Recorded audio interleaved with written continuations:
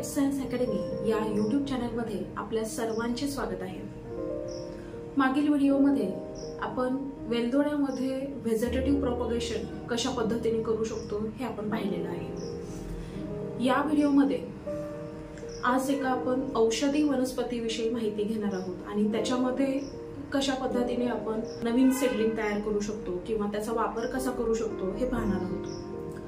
या वनस्पतीचं नाव आपल्या सर्वांना माहिती आहे आणि याचा वापर देखील बऱ्यापैकी सर्वांनी केलेला आहे। मुख्य करून महिलांच्या आयुष्यामध्ये या वनस्पतीचं महत्त्व खूप मोठं आहे। लग्न झाल्यानंतर जेव्हा मुलं बाळ होतात आणि जेव्हा या बाळाला या नवजात शिशूला पाजण्यासाठी दुधाची जेव्हा गरज असते तेव्हा या वनस्पतीची पावडर त्या महिलेला दिली जाते आणि मग दुधाच्या प्रमाणामध्ये वाढ होते।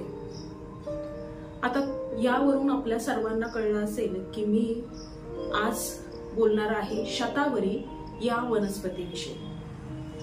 या ठिकाणी माझ्याकडे शतावरीचं एक झाड आहे। ऍक्च्युली मी वरून त्याचं कटिंग केलेलं आहे आणि हे कटिंग करून 2 दिवस झालेले। तुम्हाला थोडीशी इथं लीफ दिसते। शतावरीचं झाड हे कसं दिसतं हे तुम्हाला दिसेल। बरेच लोकांच्या गार्डन मध्ये किंवा परसबागेमध्ये हे झाड लावलेले असते। त्याचा ग्रीन कलर जो आहे तो खूप सुंदर दिसतो, परंतु याला काटे देखील असतात। त्याच्यामुळे जरा जपून आपल्याला त्याची निगा राखावी लागते। परंतु हे जरी ऑर्नामेंटल प्लांट म्हणून बऱ्याच जणांच्या गार्डन मध्ये बागेमध्ये लावलेले असले तरी देखील त्याचा वापर कसा करायचा हे माहिती नाही। शतावरी या झाडाचे सगळ्यात महत्त्वाचा पार्ट आहे त्याचे रूट्स। या ठिकाणी तुम्हाला हे सगळे जे दिसत आहेत ते आहेत रूट्स, ज्याच्यामध्ये अन्नाचा साठा केलेला असतो। म्हणजे नॉर्मल झाडं आपण बघतो त्याच्यामध्ये जे आपण फळं खातो ही फळं आपल्यासाठी बनवलेली नाहीयेत। ही फळं आहेत, हे झाडाचं जे बाळ असतं ते बीजाच्या रूपामध्ये आहे, सीडच्या रूपामध्ये आहे। या बाळाचे पोषण करण्यासाठी फळ बनवलेले आहे। परंतु आपल्याला वाटतं अरे चला सीझन आला, सीझन सुरू झाला म्हणजे आपल्यासाठी झाला असं आपल्याला वाटतं। परंतु निसर्गाने या झाडांनी जी फळं बनवलेली आहेत ती त्यांच्या बियांची म्हणजे त्यांच्या बाळाची निगा राखण्यासाठी किंवा त्यांचं पोषण होण्यासाठी बनवलेलं आहे। फळं आपण खाऊ शकतो, परंतु त्याच्यातील बिया साठवून त्यांचं संवर्धन करणं खूप गरजेचं आहे आणि ही आता काळाची गरज आहे। या ठिकाणी जे शतावरीचे झाड आहे, शतावरी या झाडाला सायंटिफिक नेम आहे ॲस्परॅगस। ॲस्परॅगस फॅमिली देखील ॲस्परॅगेसी आहे। या ठिकाणी याचे थोडेसे तुम्हाला लीफ दिसतील किंवा मी शेजारी व्हिडिओमध्ये दाखवत आहे की त्याचे लीव्स हे निडल शेप असतात, सुईसारखे एकदम टोकदार लीव्स आहेत, ग्रीन आहेत। ह्या प्रकारच्या लीव्सला आपण फायलोक्लॅडे असं म्हणतो, ज्याच्यामध्ये मॉडिफिकेशन झालेलं आहे। आणि तुम्ही पाहिलं तर पूर्ण वरचा जो एरियल पार्ट आहे तो आहे ग्रीन कलरचा। या ठिकाणी दिसत नाही, शेजारी व्हिडिओमध्ये जे तुम्हाला दाखवलेलं आहे त्या ठिकाणी स्टेमचा पार्ट देखील फोटोसिंथेसिस मध्ये पार्टिसिपेशन करतो। याला एकच रिझन आहे, मोठे मोठे आपण झाडं बघतो परंतु त्याचे जे स्टेम आहेत त्याचा रंग हा तपकिरी रंगाचा असतो किंवा ग्रे कलरचा असतो। ते फोटोसिंथेसिस करत नाही, क्लोरोफिल पिगमेंट नसल्यामुळे त्यांना ग्रीन कलर नाहीये, हिरवा रंग नसतो। परंतु याच्यामध्ये जर तुम्ही पाहिलं शतावरीमध्ये तर यांच्या स्टेमचा जो पार्ट आहे, खोड जे आहे ते देखील ग्रीन कलरचा आहे। बघा, निसर्गामध्ये कुठलेही एक्सक्युजेस सांगितले जात नाही, तर कोणतीही अडचण असेल तर त्याच्यातून मार्ग काढला जातो, कुठलेही ब्लेमिंग न करता। आणि ही गोष्ट आपण निसर्गाकडून शिकायला हवी। आता असताना हे जे झाड आहे, ज्या ठिकाणी तापमान जास्त आहे आणि पाण्याचा पुरवठा कमी आहे अशा ठिकाणी वाढणारे हे झाड आहे। झाडांना पाणी मुबलक प्रमाणामध्ये मिळत नाही, परंतु याविषयी ते कुणाकडे तक्रार करत नाही। त्यासाठी त्यांनी स्वतःचा एक मार्ग काढलेला आहे की आपल्याला माहिती आहे की जेव्हा प्लांट असतात आणि त्याचे जेवढे ब्रॉड लीव्स असतात त्याच्याद्वारे त्यांच्या बॉडीचं जे टेम्परेचर वाढलेलं आहे ते मेंटेन करतात। आणि त्यासाठी जसं आपल्याला उन्हाळ्यामध्ये घाम येतो, आपल्या बॉडीचं तापमान वाढलं की आपल्याला घाम येतो आणि मग त्याद्वारे आपल्या बॉडीचं टेम्परेचर हे मेंटेन होतं.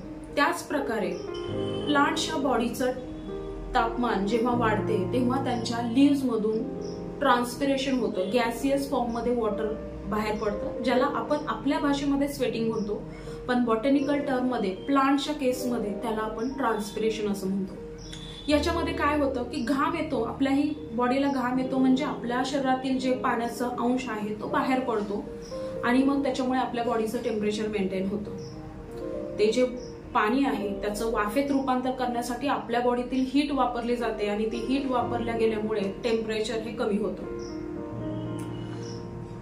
परंतु लक्षात घ्या, हे जे झाड आहे ते मुळातच अशा ठिकाणी, अशा हॅबिटॅट मध्ये ग्रो करतं की ज्या ठिकाणी वॉटर जास्त प्रमाणामध्ये त्यांना अवेलेबल नाहीये.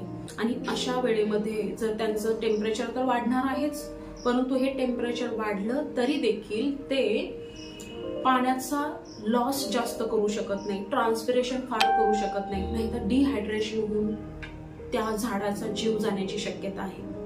आणि मग याच्यावरती एक उपाय म्हणून त्यांनी काय केलं की नॉर्मल लीव्स हे ब्रॉड असतात, डॉर्सिव्हेंट्रली फ्लॅटन पार्ट मध्ये आहेत, परंतु यांच्यामध्ये जे लीव्स आहेत ते हायली रिड्यूस फॉर्म मध्ये आहेत आणि एवढे रिड्यूस झालेले आहेत की त्यांचा जो शेप आहे तो निडल शेप झालेला आहे, सुईप्रमाणे त्यांचा शेप झालेला आहे. आता एका प्रॉब्लेमवर तर सोल्युशन काढलं, परंतु दुसरा प्रॉब्लेम त्यांच्या समोर आलेला आहे. जर लीव्हचा सरफेस एरिया कमी केला असेल तर ट्रान्सपिरेशनचा रेट कमी झाला, परंतु सगळ्यात महत्वाचा प्रश्न आहे की लीव्स हे फोटोसिंथेसिस मध्ये पार्टिसिपेट करतात आणि फोटोसिंथेसिसचं डायरेक्ट रिलेशन आहे त्या लीव्हचा सरफेस एरिया, त्याच्यातली क्लोरोफिल पिगमेंट आणि याच्या व्यतिरिक्तही अजून फॅक्टर आहेत, परंतु या ठिकाणी महत्वाचे आपल्याला दोन फॅक्टर, सरफेस एरिया आणि क्लोरोफिल पिगमेंट. आता जर या लीव्हजनी त्यांचा सरफेस एरिया रिड्यूस केला असेल तर त्या ठिकाणी फोटोसिंथेसिसचा रेट हा कमी होणार आहे आणि मग क्लोरोफिल पिगमेंट त्यांच्यात किती राहणार आहे आणि त्याच्यामुळे त्यांना पाहिजे त्या अमाऊंट मध्ये फूड प्रिपेअर होऊ शकत नाही. म्हणून या ठिकाणी पुढाकार घेतला या स्टेमनी. हे जे झाड आहे माझ्या हातामध्ये, ऍक्च्युअली हे 4 ते 5 दिवसापूर्वी हे कटिंग केलेलं आहे, त्याच्यामुळे याचा ग्रीन, त्याचा जो रंग आहे तो थोडा डल झालेला आहे आणि पानं सुकलेली आहेत, परंतु तरीही हे आपण लावू शकतो. तेच आज आपण बघणार आहोत कसं लावू शकतो ते. परंतु थोडं पहा, इथल्या स्टेमचा जो रंग आहे तो ग्रीन आहे, तर इथं कोऑपरेटिव्ह नेचर आहे. ज्या ठिकाणी लीव्स फोटोसिंथेसिस आहे त्या अमाऊंट मध्ये करू शकत नाहीयेत कारण त्यांचा सरफेस एरिया कमी करावा लागलेला आहे, म्हणून या ठिकाणी स्टेमनी फोटोसिंथेसिस मध्ये पार्टिसिपेशन करण्याची जबाबदारी दाखवलेली आहे.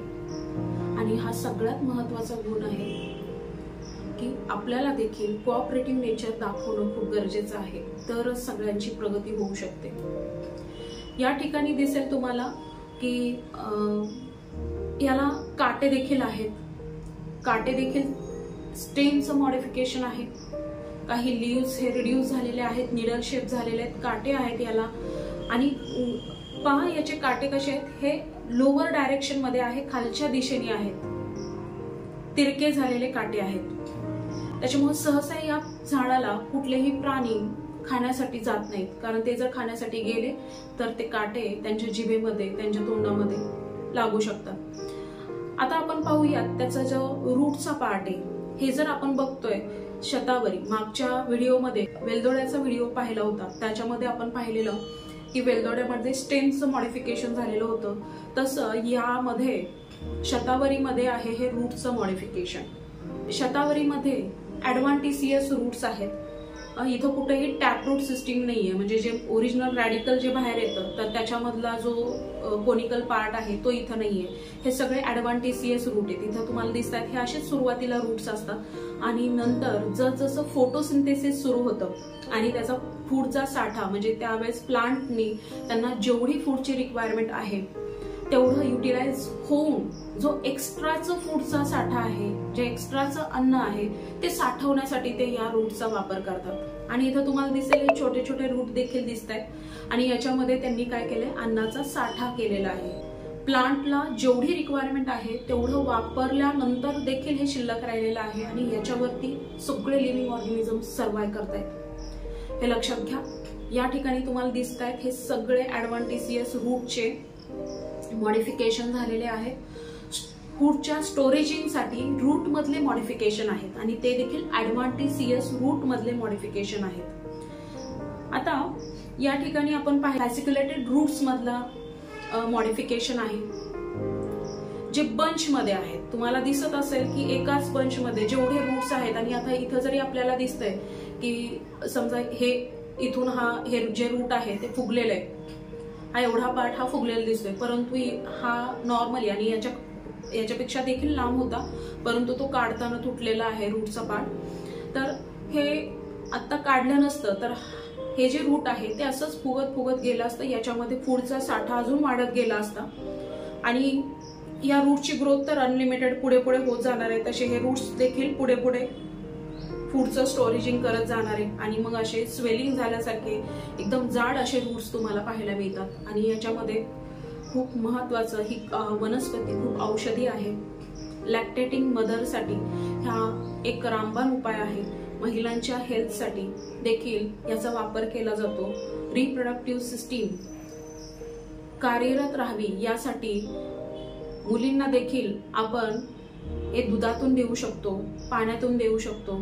त्याच पद्धतीने आता रिसेंट कंडिशन मध्ये ज्या गायी आहेत की गायीमध्ये दुधाचं प्रमाण वाढवण्यासाठी देखील याचा वापर केला जातो। ज्यांचं नसेल त्यांनी हे आवर्जून लावा झाड, नर्सरीमध्ये मिळेल किंवा या ठिकाणी तुम्ही जर हे प्लांट पाहिलं कुठे दिसलं तर त्याचा थोडासा एक पार्ट जर आणला तुम्ही तरी देखील ते प्लांट तयार होऊ शकतं आणि त्याला कंटिन्यू मध्ये त्याला नवनवीन त्याची ग्रोथ होत राहते।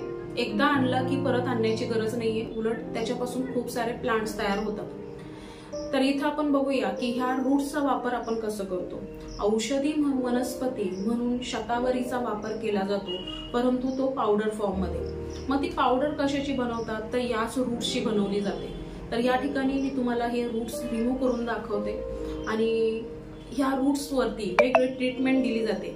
या ठिकाणी मी त्याचे रूट्स काढत आहे,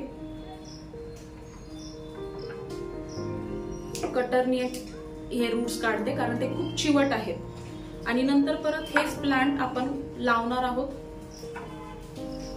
या रूट्स पासून जी पावडर बनवली जाते ती वेगळ्या प्रकारे केली जाते।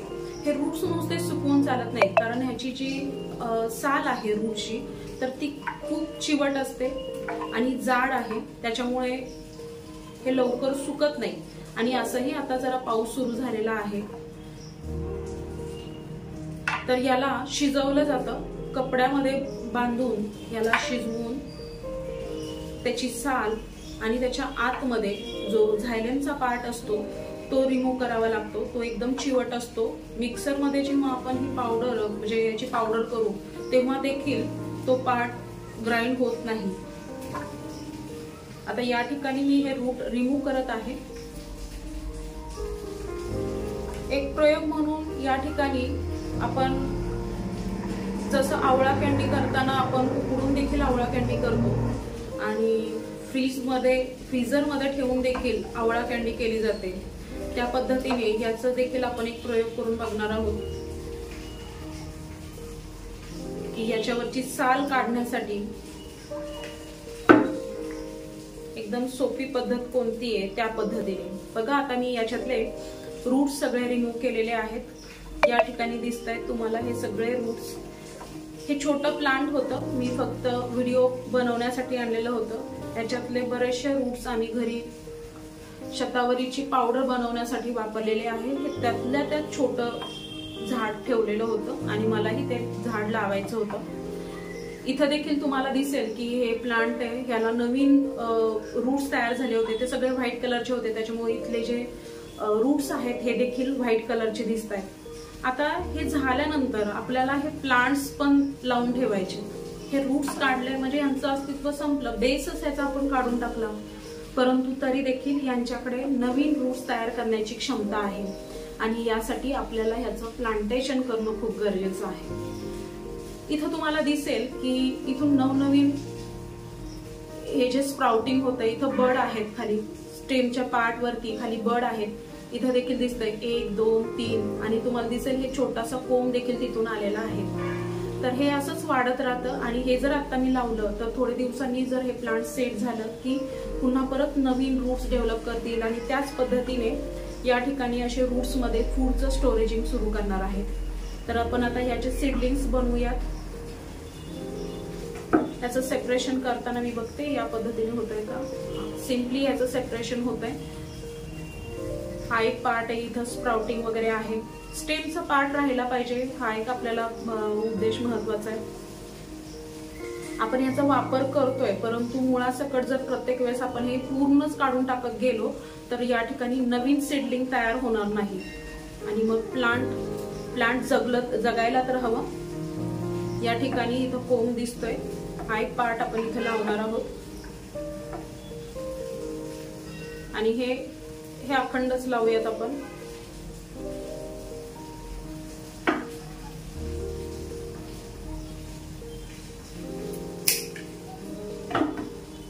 हे सुकलेलंच आहे, हे लागू शकतं. अशा पद्धतीने हे आपण याचे सीडलिंग्स तयार केलेले आहेत. हे डायरेक्ट आपण पिशवीमध्ये लावू शकतो आणि थोड्या दिवसानंतर जर तुम्हाला हवं असेल तर कुंडीमध्ये तुम्ही लावू शकता. आणि हे आहेत सगळे रूट्स ज्याच्यामध्ये खूप औषधी तत्व आहेत आणि शतावरी याचे जे रेफरन्सेस आहेत ते अगदी आयुर्वेदामध्ये आहेत. वाघ भट्टांनी सांगितलेल्या अष्टांग हृदयम अष्टांग संग्रहम या ग्रंथामध्ये देखील शतावरीचे खूप सारे संदर्भ आहेत आणि ही जुनी औषधी आहे. खूप ठिकाणी याचा वापर केला जातो. तर आपण हे प्लांट तर आपल्या बागेमध्ये लावूयाच, परंतु आयुर्वेदिक वनस्पतींचा वापर आपल्या जीवनामध्ये आपल्याला वाढवायचा आहे. आता या ठिकाणी शतावरीचा पार्ट आपला कंप्लीट झालेला आहे. मी एक इथं दाखवते की मागे तुम्हाला सांगितलं होतं की आता रेनी सीझन सुरू होतंय, पावसाला सुरुवात झालेली आहे. तर त्या ठिकाणी आपण जे फळ खातो त्याच्या बिया आपल्याला ठेवायच्या आणि बिया कचऱ्यामध्ये टाकून द्यायची नाहीये, ही तरी जबाबदारी पार पाडूया. तर इथं तुम्हाला दाखवते की आंब्याची कोय ठेवलेली होती आणि त्याच्यापासून हे स्प्राउटिंग केलेले, इथं तुम्हाला त्याचा कोंब दिसतोय. हे आता आपण पिशवीमध्ये लावणार आहोत, ह्याच्यापासून झाड बनवणार आहोत. त्याचं पहिल्यांदा रोप तयार होईल आणि मग ते आपण प्लांटेशन करूया. या ठिकाणी दुसरी एक कोय आहे, त्याची सुरुवात झालेली आहे. ही कोय एक दिवस पाण्यामध्ये ठेवली आणि कपड्यामध्ये गुंडाळून अशा डब्यामध्ये जर आपण ठेवली तरी लगेच इझिली स्प्राउटिंग होतं. इथं छान कोंब आलेला आहे. याला आपण बायोलॉजीच्या टर्ममध्ये, बॉटनीच्या टर्ममध्ये याला रॅडिकल असं म्हणतो. आता सगळ्यात छान गंमत मला छान वाटलं, खूप छान वाटलं हे म्हणजे आहे माझ्याकडे काजू. मागच्या वर्षी जेव्हा आम्ही कोकणात गेलो होतो त्यावेळेस बरेच काजू आणले होते. त्यावेळेस त्याच्यातले काही काजू राहिले होते. मी ऑलरेडी 3 काजू लावून ठेवलेले आहे त्याचं स्प्राउटिंग झाल्यानंतर. हे दाखवण्यासाठी एक ठेवला होता. तुम्हाला दिसेल की हे कव्हर काढलेलं नाहीये. हे असंच काजू मी एक 24 तास पाण्यामध्ये ठेवलेला होता आणि नंतर टिश्यू पेपरमध्ये रॅप करून या डब्यामध्ये ठेवलेला होता. तर तुम्हाला दिसेल की 5 दिवसानंतर हे एवढा कोंब तयार झालेला आहे. खूप छान झालेलं आहे. आता हे मी पिशवीमध्ये लावणार आहे आणि याचं देखील रोप तयार करणार आहे. सीडलिंग आपण नर्सरीमधून घेऊ शकतोच, परंतु आपण आपल्या हाताने आपल्या मेहनतीने तयार केलेलं जे रोप आहे तर त्याच्याबद्दल आपली अटॅचमेंट खूप असते आणि हीच अटॅचमेंट कायम आपली वनस्पतींसोबत राहावी हाच माझा हेतू आहे. तर आजचा व्हिडिओ तुम्हाला कसा वाटला ते कॉमेंट करून सांगा. तुम्हीही असे काही सीडलिंग्स तयार करत असाल तर त्याविषयी मला सांगा. आपल्या आजूबाजूला सगळ्या वनस्पती ह्या औषधी आहेत. अगदी गवत आहे, त्याच्यामध्ये सुद्धा प्रत्येक प्लांटमध्ये काहीतरी औषधी तत्व आहे, दैवी तत्व आहे आणि त्याची ओळख आपल्याला करून घ्यायची आहे आणि आपल्या आयुष्यामध्ये त्याचा वापर करायचा आहे. आणि हे करत असताना त्यांच्याबद्दलचा रिस्पेक्ट आपल्याला ठेवणं गरजेचं आहे, कारण प्लांट आहे तर आपण आहोत हे कधीही विसरून चालणार नाहीये. तर भेटूया एका नवीन व्हिडिओमध्ये. तोपर्यंत प्लांट तयार करत राहा, प्लांटची काळजी घ्या आणि आमच्या टचमध्ये राहा. नमस्कार.